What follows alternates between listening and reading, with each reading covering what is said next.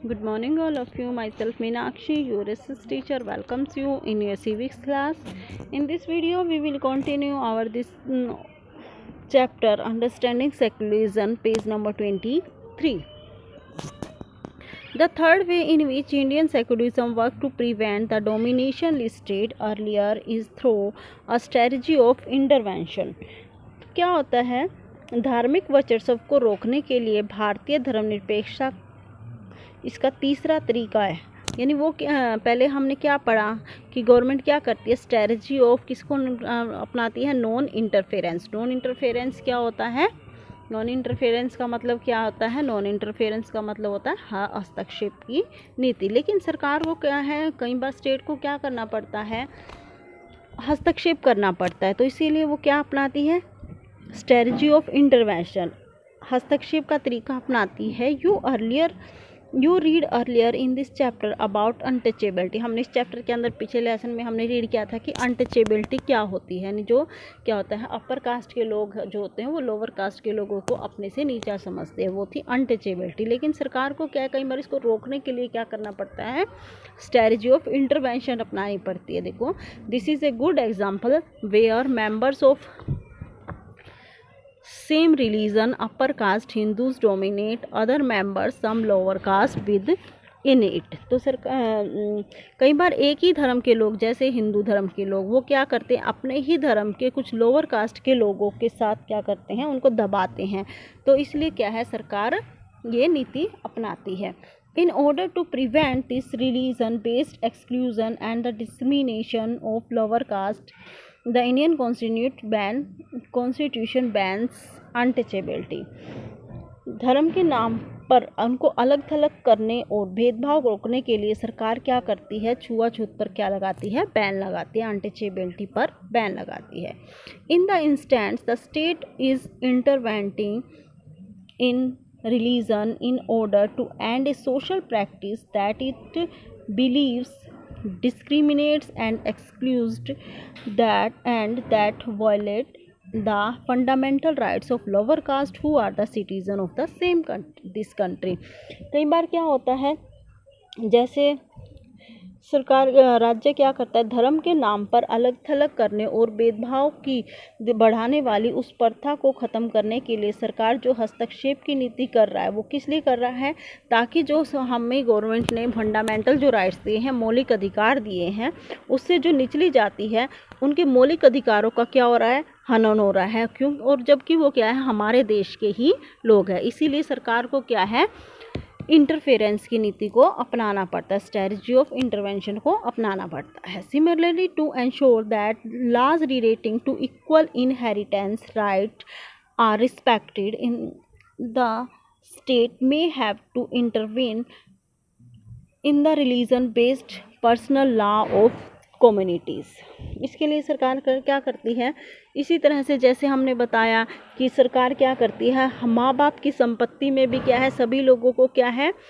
समान अधिकार मिले हुए हैं कि उनको क्या है, संपत्ति में, चाहे वो लड़का है या फिर लड़की है, उनको क्या है, अपनी संपत्ति में उसके माँ बाप की जो संपत्ति है उसको क्या है, बराबर अधिकार है। वैसे ही क्या है, हमारे इन अधिकारों का सम्मान करने के लिए क्या है, राज्य को समुदाय के धर्म के नाम पर आधारित निजी कानूनों में भी क्या है, हस्तक्षेप करना पड़ता है। पर्सनल लॉ यानी पर्सनल बात थी जैसे, लेकिन तो भी सरकार को क्या है, कई बार क्या है, इंटरवेंट करना पड़ता है। The intervention of the state can be in the form of support. सरकार का हस्तक्षेप सहायता के रूप में हो सकता है। यानी सरकार जो ये हस्तक्षेप करती है वो किस लिए करती है, उन किसी लोग दूसरे लोगों की सहायता करने के लिए। The Indian constitution grants the right to religious communities to set up their own schools and colleges. भारतीय संविधान धार्मिक समुदायों को अपने स्कूल और कॉलेज खोलने का क्या देता है, अधिकार देता है। It also gives them financial aid on non preferential basis. सरकार क्या करते हैं, कई बार गैर प्राथमिकता के आधार पर भी राज्य को उन्हें सीमित आर्थिक सहायता देती है। यानी सरकार क्या है, कुछ ना कुछ लोगों को क्या है, आर्थिक सहायता देती है। जैसे हम रिजर्वेशन को देखते हैं, है ना, मान लो लोअर कास्ट में क्या होता है, सरकार की कुछ सीटें क्या होती है, रिजर्व होती हैं। क्यों होती हैं? ताकि क्या है, उनके मौलिक अधिकारों का उल्लंघन न हो, उन्हें क्या है, वो भी क्या है, जो अपर कास्ट के लोग हैं उनके साथ खड़े हो सके। इसीलिए सरकार क्या करती है, कुछ ना कुछ स्ट्रेटजी ऑफ इंटरवेंशन को अपनाकर सरकार लोअर कास्ट के लोगों के फंडामेंटल जो राइट्स उनको मिले हैं उनकी रक्षा करती है। In what way is Indian secularism different from of other democratic country. अब इसके अंदर बताता है कि भारतीय जो धर्मनिरपेक्षता है वो क्या है, दूसरे देशों के जो दूसरी डेमोक्रेटिक कंट्रीज हैं उनसे क्या है, अलग है। उनसे कैसे अलग है वो इसके अंदर हम पढ़ेंगे। Some of the above objective are similar to those that have been included in the constitution of secular democratic countries in other part of the world. ऊपर दिए गए जो ये 3 उद्देश्य हमने पढ़े, कौन कौन से उद्देश्य पढ़े कि सरकार कौन कौन सी स्ट्रेटजी अपनाती है, वो जो हमने पढ़े हैं, वो जो उद्देश्य है वो क्या है, किस लिए हैं, दुनिया के अन्य धर्मनिरपेक्ष लोकतांत्रिक देशों के संविधान में दिए गए उद्देश्यों से कुछ ना कुछ क्या है, मिलते जुलते हैं। जैसे इसने एग्जाम्पल लिया है, the first amendment of USA constitution prohibit the legislature from making law respecting and establishment of religion और that prohibit the free exercise of the religion. America जो के अंदर जो संविधान है उसमें क्या है, उसमें क्या हुआ है, अमेंडमेंट का मतलब क्या होता है, परिवर्तन होना। यानी कोई भी लॉ अगर बन जाता है तो उसके अंदर क्या है, सरकार थोड़ा बहुत परिवर्तन करती है। जैसे इंडिया के अंदर अभी जो 3 तलाक था उसके ऊपर क्या हुआ, कुछ ना कुछ अमेंडमेंट हुआ। अमेरिकी संविधान में पहले संविधान संशोधन के जरिए विधायिका को ऐसे कानून बनाने से रोक दिया जाता है जो धार्मिक संस्थानों का पक्ष लेते हों या धार्मिक स्वतंत्रता को रोकते हों। What is meant by the establishment का मीनिंग क्या होता है, एस्टेब्लिशमेंट का, is that the legislature can not declare any religion as the official religion. यानी इसका मतलब एस्टेब्लिशमेंट का जो मतलब होता है वो क्या है, कोई भी किसी भी धर्म को राजकीय धर्म घोषित नहीं किया जा सकता। जैसे मान लो इंडिया के अंदर है कि हिंदू भी है, मुस्लिम भी है, लेकिन क्या है, किसी भी एक धर्म को क्या है, कोई मान्यता नहीं मिली हुई है, सभी लोग क्या है, बराबर है। Nor can they preference to one religion.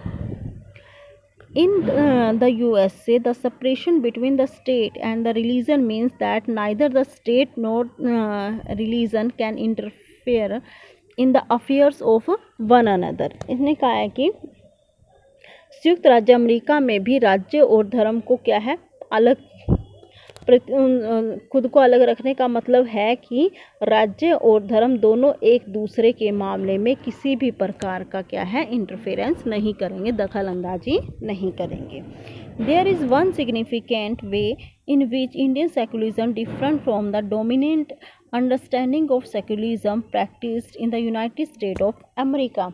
अब इसमें शायद आप ये क्या समझ गए हैं, इसके अंदर हमने क्या समझा, भारतीय धर्मनिरपेक्षता और अमेरिकी धर्मनिरपेक्षता के बीच क्या है, एक फ़र्क है। वो क्या फ़र्क है, this is because unlike the strict separation between the religion and the state in America secularism, in the Indian secularism the state can be intervene in the religion affair. कि क्या है, अमेरिका धर्मनिरपेक्षता में धर्म और राज्य के बीच स्पष्ट अलगाव कर दिया गया है। यानी वहाँ पर क्या है, किसी भी प्रकार का हस्तक्षेप नहीं होगा। लेकिन क्या है, इंडिया के अंदर हमने पढ़ा कि कई बार क्या है, भारतीय धर्मनिरपेक्षता में राज्य को धार्मिक मामलों में हस्तक्षेप करने की छूट दी गई। जैसे हमने स्ट्रेटजी ऑफ इंटरवेंशन पढ़ा, अभी हस्तक्षेप की नीति को पढ़ा था ना, तो वो क्या है, हम क्या है, हमारा जो राज्य है वो क्या है, धार्मिक मामलों में कई बार हस्तक्षेप करता है जब वो देखता है किसी दूसरे धर्म के लोगों के साथ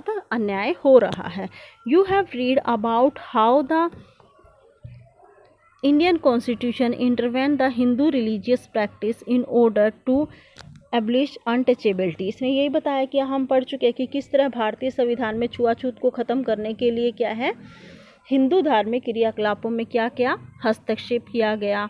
अब्लिश अनटचेबिलिटी का मतलब क्या है, छुआछूत को ख़त्म करना। इन द इंडियन सेक्युलरिज्म, भारतीय संविधान में though the state is not strictly separate from the religion, does maintain a principal distance wise religion।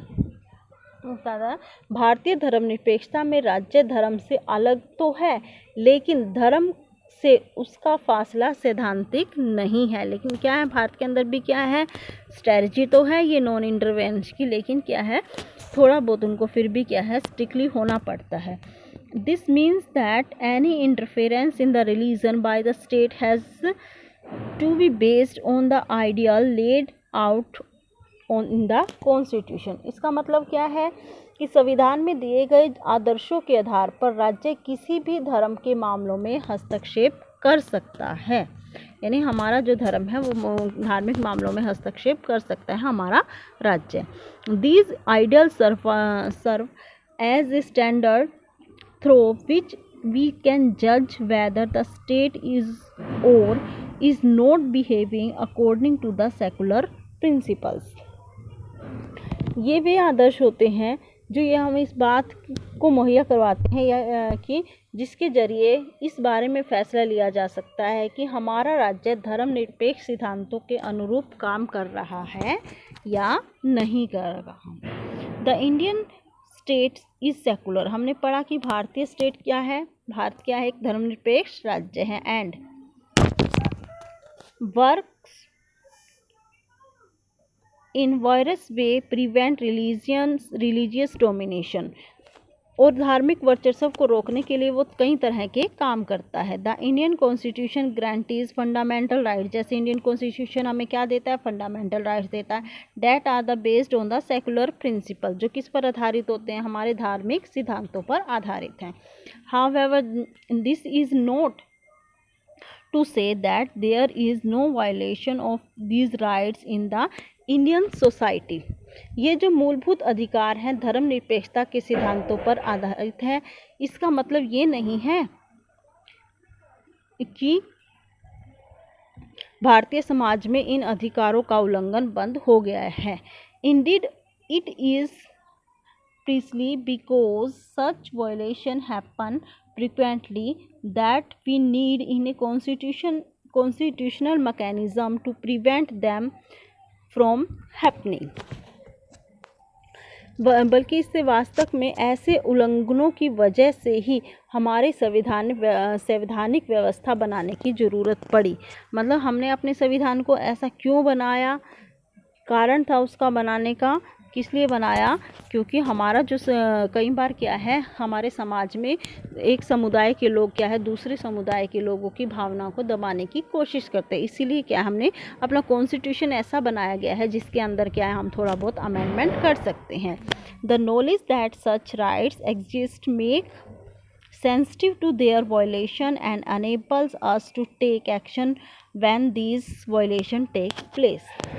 तो क्या है, जब कभी भी हमारे अधिकारों का उल्लंघन होता है, ऐसी बातें होती हैं, तब तो हमें क्या है इसके खिलाफ कदम उठाने की ज़रूरत पड़ती है। इसीलिए क्या है सरकार क्या करती है, अमेंडमेंट करती रहती है। नेक्स्ट है, इन द फरवरी 2004 में क्या हुआ, France passed a law banning student for wearing any conspicuous religious और पॉलिटिकल साइंस और a symbol such as Islamic headscarf, the Jews skull cap और लार्ज क्रिश्चियन क्रॉसेस। तो क्या है, फ्रांस के अंदर 2004 में कानून बनाया जिसके इस कानून के में क्या क्या बताया कि कोई भी व्यक्ति, कोई भी इस्लामी कोई भी है जो वो बुर्का नहीं पहनेगा, यहूदी जो है वो टोपी नहीं पहनेगी, बड़े बड़े जो हमारे क्रिश्चियन धर्म के लोग जो वो साइन पहनते हैं प्लस वाला, तो वो नहीं पहनेगी। यानी उन्होंने जितने भी ये जो राजनीतिक चिन्ह थे उनको क्या कर दिया, बैन कर दिया।